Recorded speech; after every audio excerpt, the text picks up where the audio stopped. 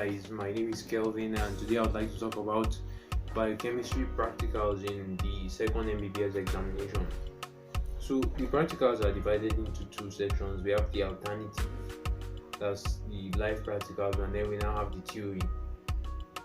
So for the theory, it's pretty much it's more of writing. Actually, they will give you like about 5 questions, and some of the questions have branches. So the questions would be on topics like carbohydrate determination, protein determination, where you use the Lambert formula. They could ask you questions on amylase, like the location and activity of amylase. Most of the questions are calculations, but then you could get questions like short answer questions there. Then you could have questions on urinalysis too there.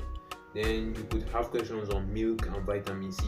Usually the calculations for milk and vitamin C, they alternate it. So you could have milk this year, next year vitamin C, milk this year, next year vitamin C. Or sometimes they will put milk this year and next year milk, or sometimes you can put the two. So those are pretty much the classic questions. They follow a usual pattern. So there's a guide actually. I think I'll talk about the guide towards the end of the video. Then the live practicals is steeplechase. The alternative is both steeplechase and live practicals.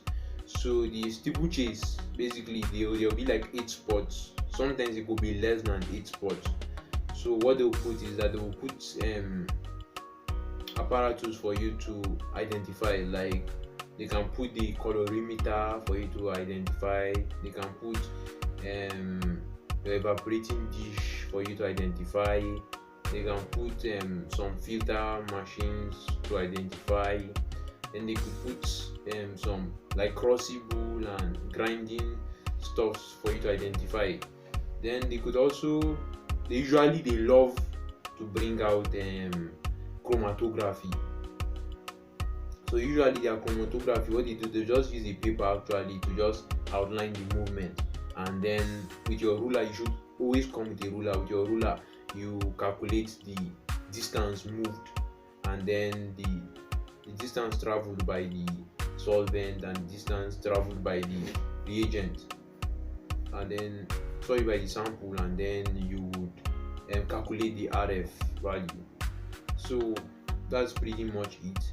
Then the live practicals, what you're expected to do is you're supposed to do practicals within a very short period of time, observe and report your observation. So a quick tip is that, or a quick advice, a quick tip is that they will never give you practicals that take long time. I usually say, they don't have practicals that take long time. So most of the practicals are urinalysis.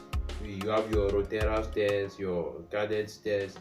Basically, you just test for urine, you test for ketone bodies, you test for bile salts in urine, you test for protein in urine. Then they could also give you carbohydrates test for carbohydrates, test for reducing sugars. They could give you tests for proteins too, stuff like that. So usually there will be maybe a stove. If there's anything that you need to heat, then you see your reagents will be there already, and the sample will be there already.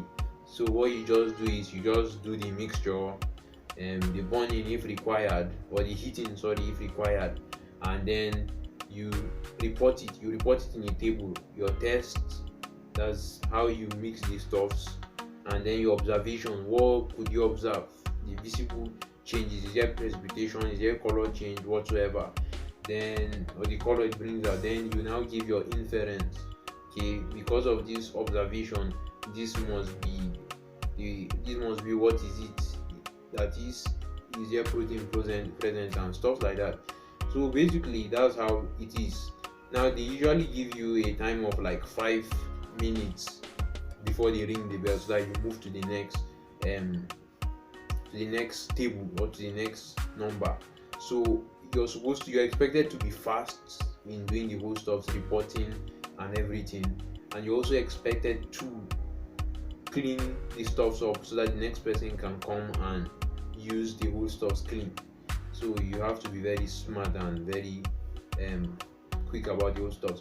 So one last advice I would say is that sometimes because of the way our schools are congested, and the practical labs are not increasing, but the number of students are increasing every year, repeat and other factors.